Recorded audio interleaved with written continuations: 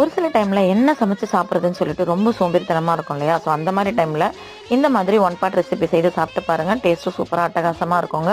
தேங்காய் பால் சாதம் எப்படி செய்யுதுன்னு சொல்லிட்டு பார்க்கலாம் வாங்க.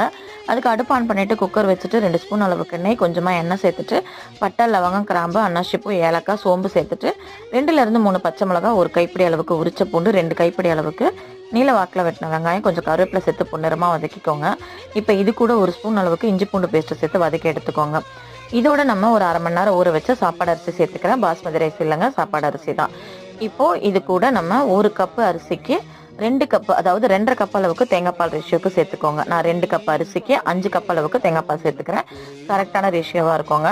இப்போ இதோட இந்த டிஷ்ஷுக்கு தேவையான அளவுக்கு கல்லுப்பு சேர்த்துட்டு 1 கைப்பிடி அளவுக்கு புதினா கொத்தமல்லி சேர்த்து லிட்டு போட்டு ஒரு 2ல இருந்து 3 விசில் விட்டு எடுங்க.